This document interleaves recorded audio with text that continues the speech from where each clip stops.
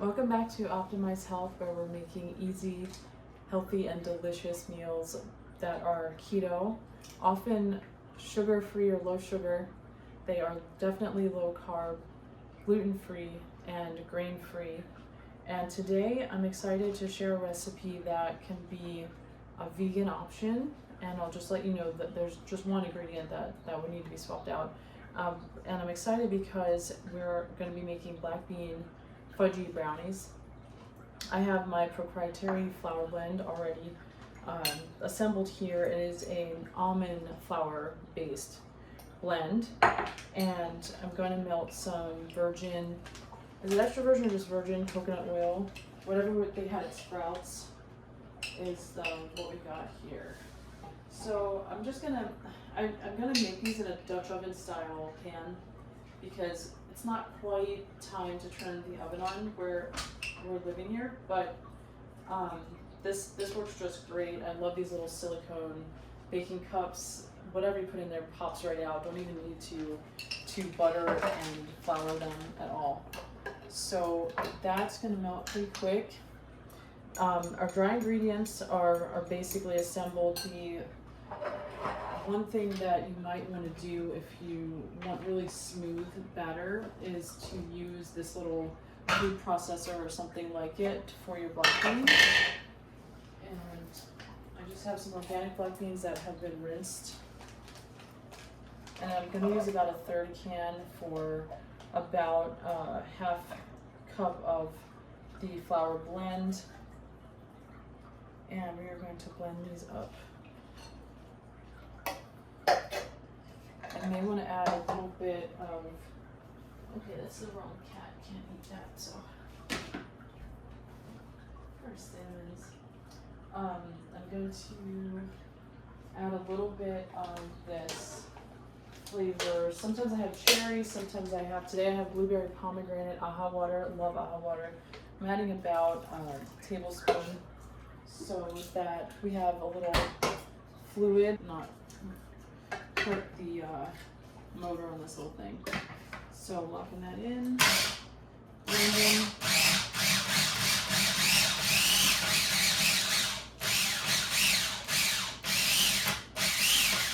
So these are gonna be super fudgy. So you don't have to worry about how fine that you blend them, but if you like it a little more finely blended, feel free to keep blending. For me, this is good. These are mashed, a little more than mashed, and they're really soft. So they're gonna bake up just fine. I've already added some leavening to this flour blend that I used, but I'm gonna add a little more. And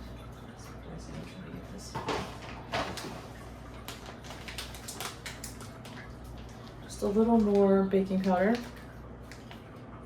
About a quarter to half a teaspoon, and then I have this red velvet flavor from L'Oreal oils that I really love, and I'm gonna add some of this once we start to get our wet ingredients together. You can kind of keep blending them together, but I'm probably just gonna hand stir everything in. The next thing to add is going to be our cocoa to this dry mixture.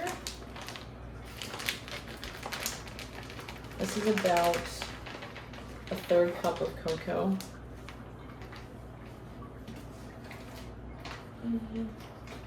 I'm not too partial to any brands, but I really do like this Charlotte Farms cocoa powder.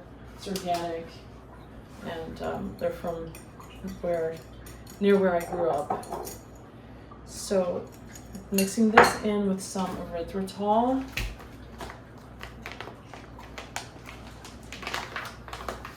You can use any sweetener you want. You can even use sugar if you're on that side of things in life, or if you just prefer to not have any of these sugar alternatives. But we're gonna make this a much lower carb, low glycemic impact.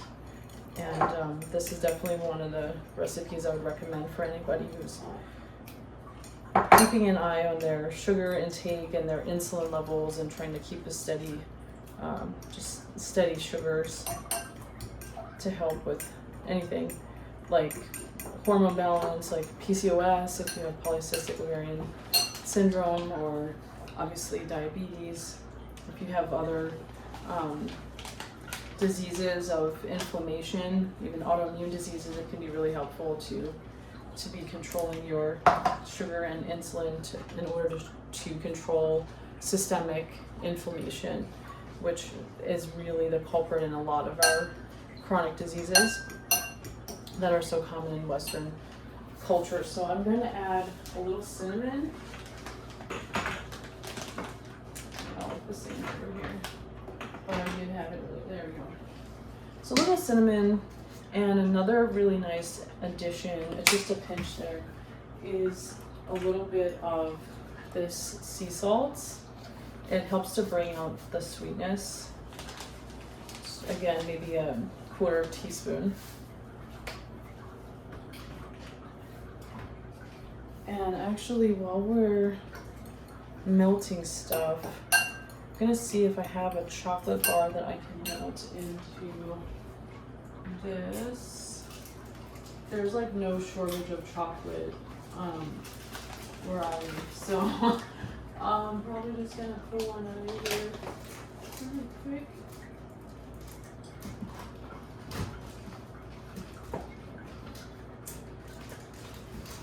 It's been a little challenging to get a hold of these Valrhona. They used to sell them at Trader Joe's. They're my favorite ever, and they're a French chocolate. You can buy them on the manufacturer, the brand's website.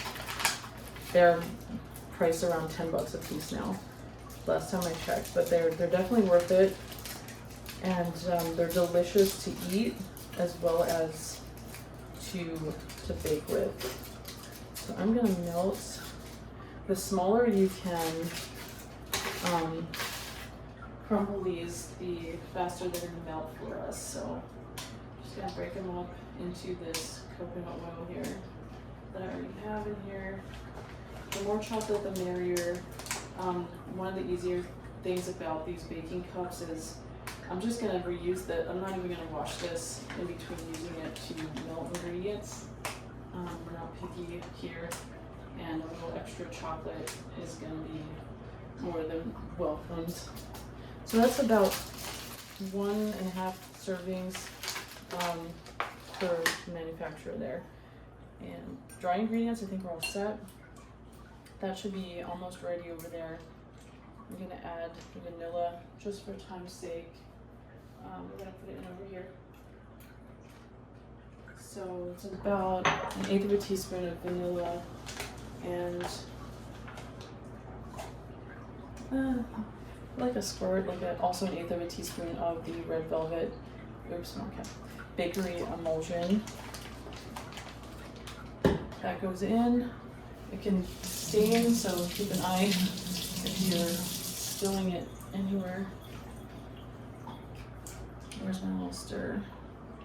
So chocolate's coming along nicely here.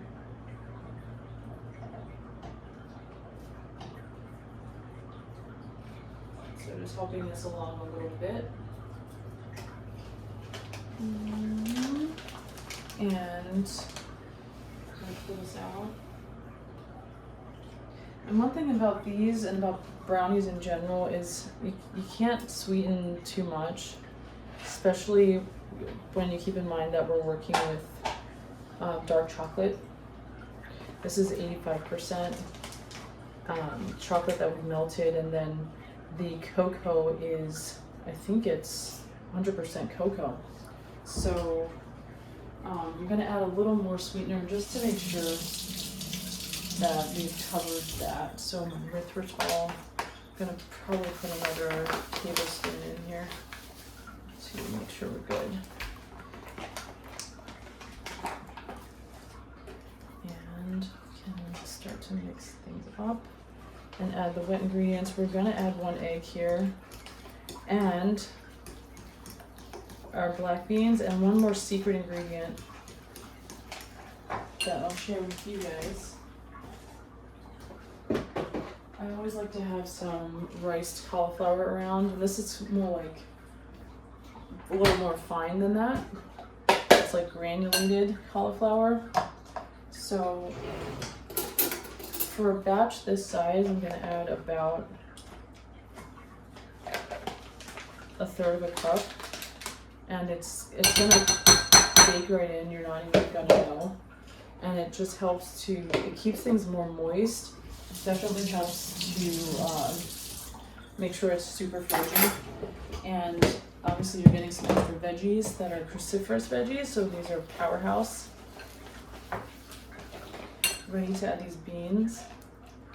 Beans really help to hold things together, and there's some, some benefits with the black beans having the dark color, the polyphenols, and some protein.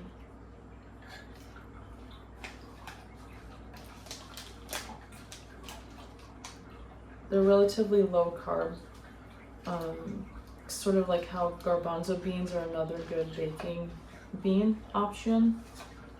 The black beans are a bit lower carb than some of the other beans, so I like to use these in brownies, and I use garbanzo beans in like cakes and cookies and things that are not gonna be chocolatey.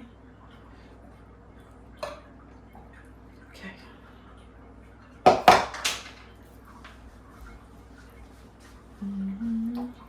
Actually, I think I'm gonna start using the paddle to blend.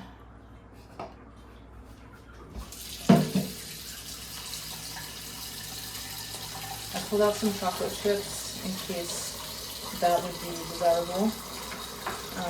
I'm gonna go ahead and add my egg, and that's the ingredient that if you're doing a vegan version and you want to be, if you're 100% vegan, you're not going to eat any egg, you can use the ground flaxseed. You can buy that. Bob's Red Mill is a brand I know sells it, a good quality one. And that's something you can use, like a tablespoon of the ground flaxseed with a little bit of hot water, mix it together separately from your batter, and let it kind of set up. And then it becomes really sticky, and it's a pretty decent egg substitute. So once it's blended up and it's set for a few minutes, then you can add it to your batter. So I'm just gonna put this whole egg in. Sometimes if I have too much egg and I'm making a small batch, what I'll do is I will just use mostly yolk, and that way it adds a lot of health benefits, as well as just not having too much volume of the actual egg.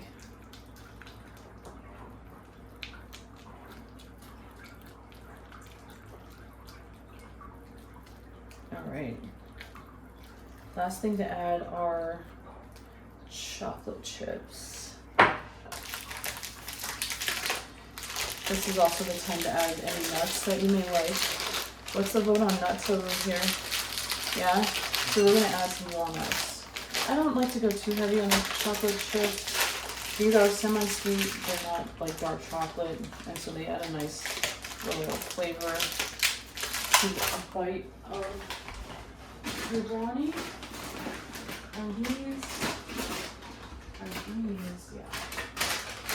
So you can buy pieces or you can buy halves. I find it more, if you're buying walnuts and you don't want to buy like 3 different bags, just break them up if you want them smaller. And if you buy them in halves, you can always have some nice halves that you can use in like salads or dishes where you want it to be kind of pretty.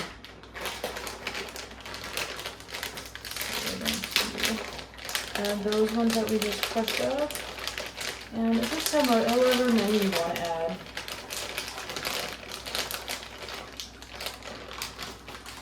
You can add a lot if you want, or just a few like I did, and just kind of just gently mixing them in Now we are going to put these in the pan. We're going to be ready to roll. Probably about 15 or fewer minutes of cook time. I have it on about medium low. You don't want things to burn, so it may just take a little longer. And you can stand here and watch them rise. Once you put on the lid of your little Dutch oven, if it's clear like mine, you can just watch them as the lid starts to get steamed up and you know that the internal temperature is hot. They will start to rise and you can start to see as the edges get a little drier, they get a little more firm, they'll probably be ready. You can test one with a fork or a toothpick, but I find with this recipe, it's usually okay. You can wait a little longer and to make sure they're done.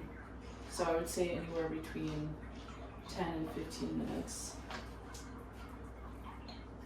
And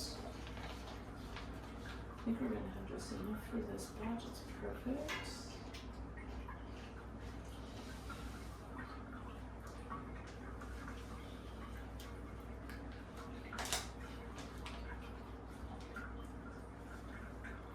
And I'm just filling in any ones that need a little extra.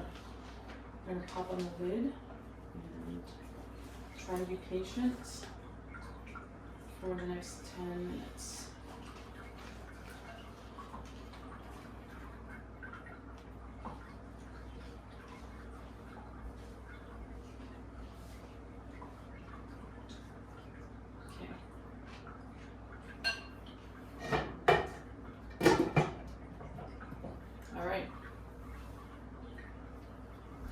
We'll be back. Welcome back to Optimize Health, where we're making easy, delicious, healthy meals. And we are pulling our brownies off of the Dutch oven right now.